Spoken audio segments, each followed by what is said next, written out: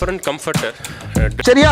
கோழி மேய்க்கிறவனுக்கு இவ்வளவு அறிவா அப்படின்னு டிஃபரண்ட் கம்ஃபர்டர்னா என்ன அர்த்தம்? அவர் டிஃபரெண்டா ஒரு வேற ஒரு ஃபார்மட்ல இங்கிலீஷ் பைபிள்ல அனதர் கம்ஃபர்டர் அப்படின்னு தான் இருக்கு. லட்சணத்துல விவசாயத்தை பண்றீங்கிறத ஒரு வீடியோ எடுத்து போடுங்க. கோழி மேய்க்கிற பையன் வந்துட்டு வேதத்தை பத்தி பேசிக்கிட்டு இருக்கான், ரசிக்கப்படுறது யாருன்னு பேசிட்டு இருக்கான். கிறுக்கு பையன் கூட. வணக்கம் நண்பர்களே. அதாவது மக்கு மிஷனுக்கு தான் இன்னைக்கு அவனுடைய மக்கான ஒரு இதை வந்து நம்ம விளக்கம் கொடுக்க போறோம். அதுக்கு முன்னதாக சென்னையை சார்ந்த ஒருத்தர், அவர் வந்து எதையானாலும் எழுத்து கூட்டியே பேசக்கூடிய ஒரு மனுஷன்.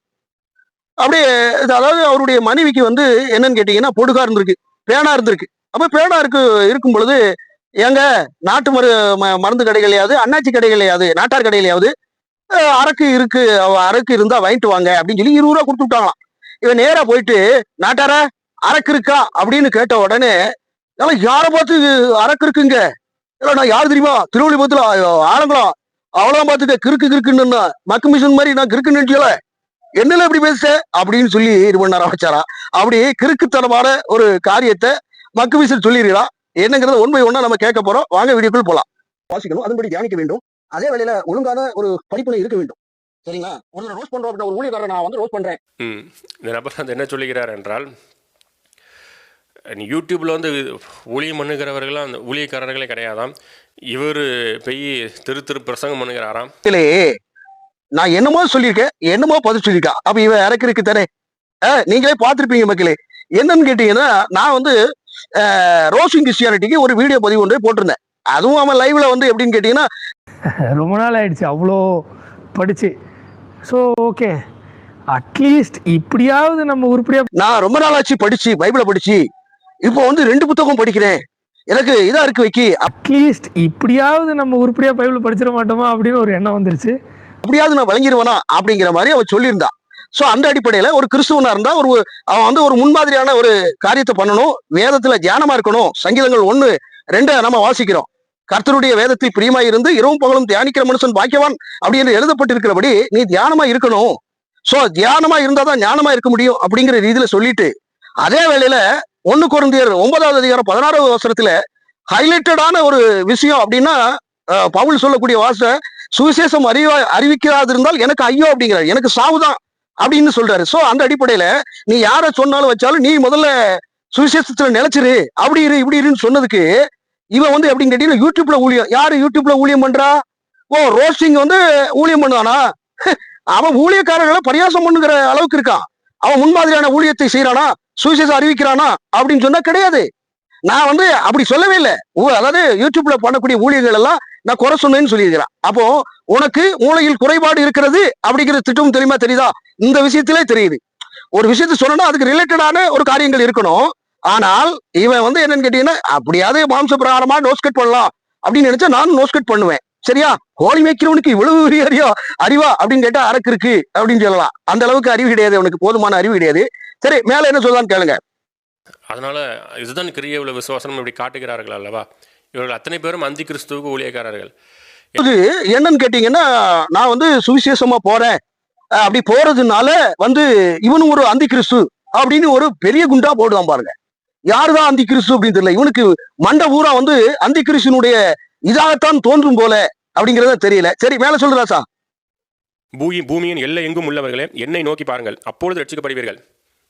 நானே தேவன், வேறொருவரும் இல்லை. அவர்தான் தேவன், இயேசு கிறிஸ்து தான் தேவன், அவர்தான் ஒரே தேவன், வேறொருவர் இல்லை. இயேசு கிறிஸ்துவாலே அன்றி வேற ஒருவராலும் ரட்சிப்பு இல்லை, வேற ஒருவர் கிடையாது. இயேசு கிறிஸ்து தான் பிதா. ஏசாயா தீர்க்கதரிசன புத்தகம் 45வது அதிகாரம் 22வது வசனத்தில் என்னன்னு கேட்டீங்கன்னா, வேறொருவர் இல்லை அப்படின்னு சொல்லிட்டு, அதுக்கு அடுத்த ஸ்டேட்மெண்ட் என்னன்னு கேட்டீங்கன்னா, பிதாதான் இயேசு. அப்படி அறிக்கை பண்ணாத யாராக இருந்தாலும் சரி, அவன் அந்தி கிறிஸ்து அப்படிங்கிற மாதிரி ஒரு ஓட போட்டு விட்டா. சரி, இவன் சொல்லுகிற பிரகாரம் அப்படி வேதம் இருக்கிறதா அப்படின்னு சொன்னா, இவனுக்கும் வேதத்துக்கும் சம்பந்தம் இல்லை. இவன் பைபிள் எடுத்து வாசிச்சானா அப்படிங்கிறது தெரியல. ஆனால் மேற்கோள் காட்டுறது எப்படி தெரியுமா? 1 யோவான் 3:22 வாசி, பிதாவையும் குமாரனையும் மறுதலிக்கிறவனே அந்தி கிறிஸ்து அப்படிங்கிறான். அப்ப எதுக்கு யோவான் 2 பேரை சொல்றாரு? இயேசு பேர் தான் பிதா அப்படின்னா, இயேசுவை மறுதலிக்கிறவனே அந்தி கிறிஸ்து அப்படின்னு ஏன் சொல்லாம விட்டாரு? ஏன் பிதாவின் குமாரனையும் 2ஆ சொல்லல? சாட்சியிடுகிறவர் மூவர் அப்படின்னு இருக்கு. யோவான் 1 யோவான் 5வது அதிகாரங்களை வாசித்தா சாட்சியிடுவர்கள் மூவர் அப்படின்னு இருக்கு. சரியா? சாட்சி கொடுத்தவர் யாரு? சீசர்கள் சாட்சி கொடுக்குறாங்க. அதே வேளையில பரிசுத்த ஆவியானவர் சாட்சி கொடுக்கிறாரு. சாட்சி நிமித்தம் தான் அவங்க அப்படி பேசுறாங்க. சரியா? சரி, இப்போ இவன் கூற்றின்படி ஆண்டவராகிய இயேசு கிறிஸ்து தான் பிதா என்று அறிக்கையிட வேண்டுமா அப்படின்னு சொன்னா யோவான் என்ன சொல்றாருன்னு கேட்பா. அதே வேளையில இன்னும் ட்விஸ்ட் இருக்கு, அதை சொல்லிடுவோம். யோவான் என்ன சொல்றாரு? 1 யோவான் 4வது அதிகாரம் 14வது வசனத்தில் பிதாவானவர் குமாரனை உலக ரட்சகராக அனுப்பினார் என்று நாங்கள் சாட்சி கொடுக்கிறோம் அப்படின்னு இருக்கு. சரியா? இவன் என்ன சொல்றா அப்படின்னு கேட்டீங்கன்னா அதுக்கும் ஒரு விளக்கம் கொடுத்துருக்கான், அதையும் பார்த்துட்டு வந்துருங்க. ஆனால் இங்கிலீஷில் வந்து என்னன்னா டிஃப்ரெண்ட் கம்ஃபர்டர்னா என்ன அர்த்தம்? அவர் டிஃப்ரெண்ட்டாக வேற ஒரு ஃபார்மேட்டில் வராரு. டிஃப்ரெண்ட், அதாவது ஆவியானவர் வந்து டிஃப்ரெண்ட் கம்ஃபர்டர் அப்படிங்கிறான். என்னுடைய இங்கிலீஷ் பைபிள்ல அனதர் கம்ஃபர்டர் அப்படின்னு தான் இருக்கு. ஸோ சிம்பிள் என்னன்னு கேட்டீங்கன்னா டிஃப்ரெண்டாவும் இயேசு செயல்பட மாட்டாரு. ஆனால் தேட்டறிவாள்னா டிஃப்ரெண்ட் அப்படின்னு இவன் கூற்றின்படி, அதாவது இயேசு கிறிஸ்துவானவர் நேற்றும் இன்றும் என்றும் மாறாதவர். அவர் பேச்சுல மாற மாட்டார், எதுவுமே மாற மாட்டாரு. டிஃப்ரெண்ட் வேவ்ல போறான்னு சொல்லி இவன் சொல்றான். அப்போ என்னிடத்துல இருக்கக்கூடிய இங்கிலீஷ் பைபிள்ல அனதர் கம்ஃபர்டர் அப்படின்னு இருக்கு. சோ அனதர் கம்ஃபர்டர் அப்படின்னா வேறொரு அனதர் அப்படிங்கிறது. சரி, அதே இது பாத்தீங்க அப்படின்னு சொன்னா யோவான் எழுதிய சுவிசேஷம் 15வது அதிகாரத்துல வாசிச்சோம் அப்படின்னா பேக்ரவுண்ட்ல போடுறேன். 15வது அதிகாரத்துல எப்படின்னு கேட்டீங்கன்னா, நான் வேண்டிக் கொள்வேன், பிதாவிடத்துல வேண்டிக் கொள்வேன், வேறொரு தேற்றல்வான அவர் அனுப்புவாரு. அப்போ யார் அனுப்புறா அப்படின்னு கேட்டீங்கன்னா ஆவியானவரை இந்த உலகத்துக்கு அனுப்புறது பிதாவும் குமாரனும் ஆகிய நாமத்துல அனுப்புறாங்க. பிதாவையும் குமாரனையும் சாட்சியிட்டு அறிவிக்கிறார் அப்படின்னு இருக்கு. சரி, இது இவன் கூற்றின்படி பார்த்தா இயேசு கிறிஸ்துவானவரு ஒரு இடத்துல சொல்லியிருப்பாரு. என்னன்னு கேட்டீங்கன்னா அதை கூட வாசிக்கிறேன் பாருங்க. ஹல்லேலூயா. அதாவது யோவான் எழுதிய நற்செய்தி, யோவானுடைய சாட்சியை பார்க்கிலும் மேன்மையான சாட்சி எனக்கு உண்டு. அது என்ன வழியில் நான் நிறைவேற்றும்படிக்கு பிதாவானவர் என்னை கற்பித்ததும் நான் செய்து வருகிறமான கிரியைகளே பிதா என்னை அனுப்பினார் என்று என்னை குறித்து சாட்சி கொடுக்கிறது அப்படின்னு இருக்கு. எப்படி? பிதாவினிடத்துல வாங்கி கொண்ட உபதேசத்தை நான் இது பண்றத கிரியை செய்யறதுனால அவர் அனுப்பினாரு அப்படிங்கிறத சாலிடா போட்டு உடைக்கிறாரு. அப்ப இயேசு சொன்னாருன்னா அவரும் வந்து கிறிஸ்துவா?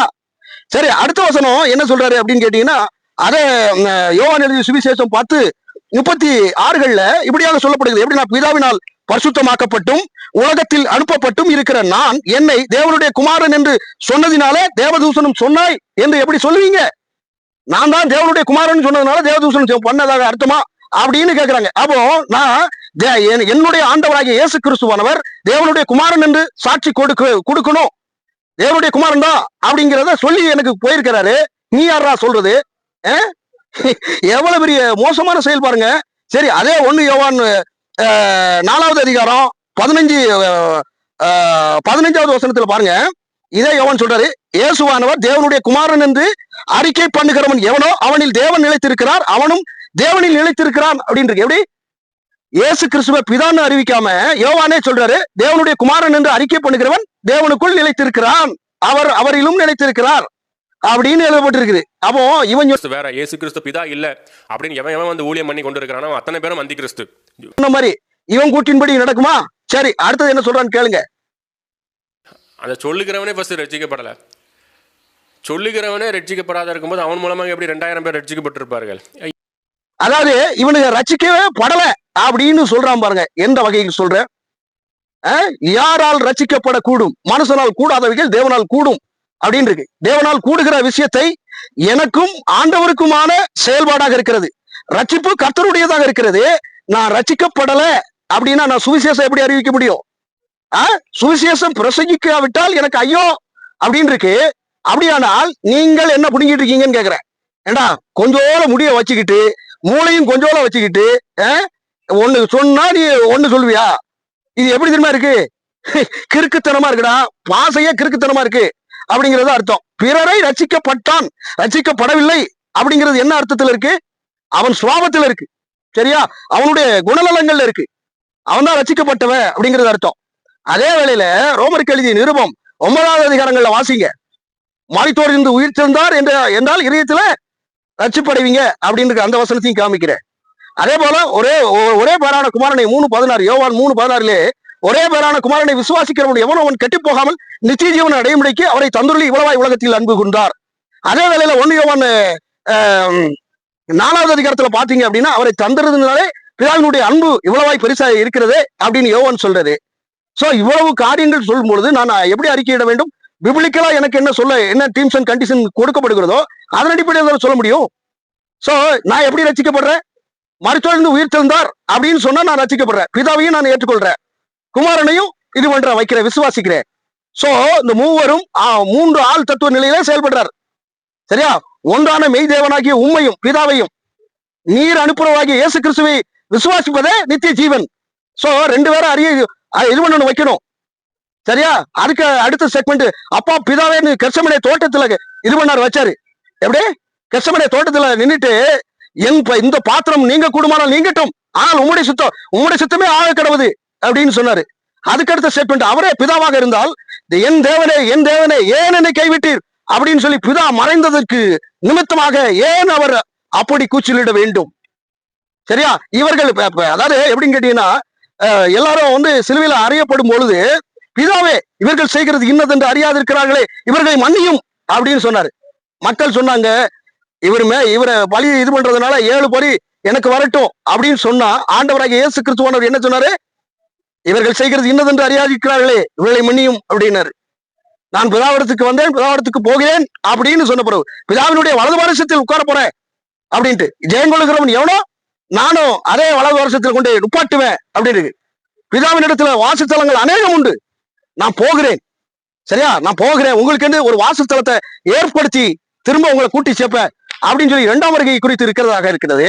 அப்படியானால் ஆவியானவர் 2வதாக இயேசுவாக வந்தாரானால் 2ஆம் வருகை பொய்யா இருக்குமே. இப்போ வசனத்தை வளைப்பது எப்படிப்பட்ட காரியம்? அது போக இன்னொன்னு சொல்றான் பாருங்க, கேளுங்க. அது விவசாயத்தை ஒழுங்கா பார்ப்பீங்களான்னு தெரியல. அது விவசாயத்தை பண்றதே ஒரு வீடியோ எடுத்து போடுங்க, அதையாவது உங்களுக்கு ஒழுங்கா பார்க்க தெரியுதான்னு பார்ப்போம். நீங்க எந்த லட்சணத்துல விவசாயத்தை பண்றீங்கிறத ஒரு வீடியோ எடுத்து போடுங்க. அதாவது விவசாயம் பண்றதை விளாக்கு போட்டுட்டு இந்த வாழை தொட்டு பின்னால பாடுறா. இதெல்லாம் கிட்டத்தட்ட ஒரு 2-3 மாசம் ஆச்சு. எல்லாத்தையும் போட்டு எல்லா காரியங்களையும் பண்ணி வச்சு இது பண்ணிருக்கு. நீ இப்படி சொல்லாமடா? அது போக உன் வீடுல நீ தென்னை மரம், கட்ட தென்னை மரம் வைங்க பிரதர் அப்படின்னு ஆலோசனை சொன்னவனா? நான் மரத்தை வச்சவனா? 1/2 நாள்ல இது பண்ணி போனேன். உன் தோட்டத்துக்கு தேல் கடிச்சு போனேன். உன் தோட்டத்துக்கு தப்பு, உன் வீட்டுக்கு தப்பு, உன் வீட்டு காரியங்களுக்கு ஊடாக தப்புடா. இல்லைன்னா நீ இப்படி பேசுவியா? நீ யூடியூப்பை பத்தியே தெரியாது, உனக்கு ஒரு இளவும் தெரியாது. அடுத்தவங்கள்ட்ட பேசுறதுக்கு அப்படியே யூடியூப் சம்பந்தமா பேசிக்கிட்டு கொஞ்சம் கொஞ்சமா தெரிஞ்சுக்கிட்டு நீ அனதரு டிஃபிகல்ட்டான ஆளு. நீ உன் கண்ணாடி போய் பாடுறா. அரமெண்டல்னு சொல்லும் அல்லது அறவக்காடு அப்படின்னு சொல்லும். யாருக்கிட்ட பேசிக்கிட்டு இருக்க? முழு பைபிளையும் வாசிச்சிருக்கேன்டா. சரியா? எது என்ன அப்படிங்கறத பகுப்பாய்வு செய்துட்டு தாண்டா கிறிஸ்துவுக்குள்ளே வந்திருக்கோம். ஆண்டவராகிய இயேசு கிறிஸ்துனா யாரு? அவர் சொன்ன பிதா யாரு? ஆவியானவர்னா யாரு? பரிசுத்த ஆவியை பெறுகிறது என்றால் எப்படி? அதே போல ஆவியா இன்னொரு விஷயத்தை சொல்லிருப்போம், அதையும் கேளுங்க. இருக்கும்போது இதுக்கு அடுத்த வசனம் என்ன சொல்லுதுன்னு பார்க்கணும். இன்னொரு வசனத்தில் என்ன சொல்லப்படுகிறது? கர்த்தரை ஆவியானவர் இன்னும் வசனம் சொல்லுது. அந்த வசனத்தையும் இந்த நபர் எடுத்து வாசிக்கிறார். கர்த்தரவே ஆவியானவர்னு டைரக்டாக இருக்கிறது. அந்த வசனத்தை எடுத்து வாசிக்கிறார், ஆனால் வாசித்து விட்டு அப்படி மழுப்பி விட்டு சென்று விடுகிறார். 2 கொரிந்தியர் 3:16 இதுல எப்படின்னு கேட்டீங்கன்னா, கர்த்தருடைய ஆவியானவர் எங்கே உண்டோ அங்கே விடுதலை உண்டு. கர்த்தரே ஆவியானவர். இதை வச்சுட்டு அவர் தான் பிதா அப்படின்னு சொல்லி கனெக்ட் பண்றானே. அப்போ வேறொரு தேற்றறிவாளன் சொன்னது அனதர் கம்ஃபர்டர் அப்படின்னா என்ன அர்த்தம்? வேறொருன்னு அர்த்தம். அனதர் அப்படின்னாலே வேறன்னு அர்த்தம்டா. அது போக அது எதுக்காக சொல்லப்பட்டது அப்படின்னா, இயேசு கிறிஸ்துவ மேசியான்னு ஏற்றுக்கொள்ளணும், தேவனுடைய குமாரன்னு ஏற்றுக்கொள்ளும் பொழுது பரிசுத்த ஆவியானவர் உள்ள வராரு. சரியா? அப்போஸ்தலர் நடவடிக்கைகள் 1-7 வசனத்தை வாசிக்க. 7வது வசனத்திலே வாசிக்கிற போது அங்கே பரிசுத்த ஆவி உங்களிடத்தில் வரும்போது நீங்கள் பலனடைந்து யூதேயாவிலும் கிரேக்கத்திலும் சமாரியாவிலும் எருசலேமிலும் எல்லா இதுலயும் மரண பரியந்தமும் சாட்சியா இருப்பீர்கள் அப்படின்னு இருக்கு. பரிசுத்த ஆவியானவர் வராரு. இயேசு கிறிஸ்துவை எப்பொழுது ஏற்றுக்கொள்றீங்களோ அப்பொழுது பரிசுத்த ஆவியானவருடைய வரம் செயல்படுகிறது, வழி நடத்துதல் செயல்படுகிறது. சரி, கர்த்தரே ஆவியானவர், இயேசுதான் ஆவியானவர்னா மத்தேயு எழுதின சுவிசேஷம் 4வது அதிகாரம் 1வது வசனத்திலே ஆவியானவரால் வனாந்தரத்துக்கு கொண்டு போகப்பட்டார் என்று இயேசு கிறிஸ்துவானவரை குறித்து சொல்லுகிறது. தன்னிச்சையாக போகலாம்ல? ஏன் ஆவியானவர் நடத்தப்பட வேண்டும்? To you understand that? உங்களுக்கு நல்ல மூளை இருந்ததுன்னா நீ அந்த டிஸ்கஷிங்ல வரணும், வைக்கணும். இந்த விவசாயம் இதை பத்திலாம் என்கிட்ட சொல்லவே கூடாது. விவசாயமும் சரி, பைபிளை வச்சு போதிக்கிறதும் சரி, என்கிட்ட நீ இதே பண்ண முடியாது, வைக்க முடியாது. செயல்முறை படுத்திட்டு வாங்க. அதை விட்டுட்டு இந்த இல்லாத அல்கா உல்கா வேலையெல்லாம் பார்க்க கூடாது. இது வேகாத செயல். ஆண்டவரை ஆண்டவர் சொன்ன விஷயத்த ஒருத்தன் மறைக்கிறான் அப்படின்னா அது என்னன்னு சொன்னா அவன் பேலியாளின் மகன், மோசமான ஆகடிய பேலியாளின் மகன் அப்படி என்பது பொருள். பிசாசின் மகன் தான் இந்த மாதிரி பண்ணுவான். பிதாவையும் மறுதளிக்கிறவன், குமாரனை மறுதளிக்கிறவன் அவன் தான் அந்தி கிறிஸ்து. வந்தான் டுபாக்கூர், நம்பர் 1 டுபாக்கூர். இவனை நம்பாதீங்க. பைபிளை மாத்துறதுக்கு இவன் யாரு? இவன் யாரு? Who is this? Who is hell are you doing? யாரா நீ? Who is hell? ஆங்கிலம் தெரியல இருக்காது. அடுத்த வாரம் பாரு, ஆங்கிலத்துல வீடியோ போடுறது. அதை கூட இதா சொன்னான், ஒரு மணி அற்பமா என்னது இருப்பானாங்க. கோழி மேய்க்கிற பையன், உனக்கு என்னடா தெரியும்? விவசாயத்தை பத்தி தெரியுமா? அல்லது விளாக்கு போடணுமாம்ல? இந்த வாழையை போடுறான். இந்த வாழைய எப்படி போடணும்னு பாரு. கிட்டத்தட்ட 30 மடல் வரும், 33 மடல். அதுக்கப்புறம் காய்க்கும். சரியா? விவரம் இல்லாம இருக்கும்னு நினைச்சிட்டு இருக்கியா? வாழை வரைக்கும் வாழை தொப்புல போடாததுக்கு காரணம் வெயில் கட்டமரம் வந்து, அதனால போட முடியல. சரி, இன்னைக்கு கொஞ்சம் இதா இருக்கு, குளிர்ச்சியான இருக்கு, கொஞ்சம் பிளேஸ் நல்லா இருக்கு அப்படின்னு சொல்லி போட்டிருக்கேன். ஆளு மண்டியில போடா. வேற வேலை இருந்தா பாடுறா. கோழி மேய்க்கிறதோட அதோட வேலை இருக்கட்டும்டா, சரியா இருக்கட்டும்டா. போடா. கோழி மேய்க்கிற பையன் வந்துட்டு வேதத்தை பத்தி பேசிட்டு இருக்கான், ரசிக்கப்படுறது யாருன்னு பேசிட்டு இருக்கான். கிறுக்கு போய போடா.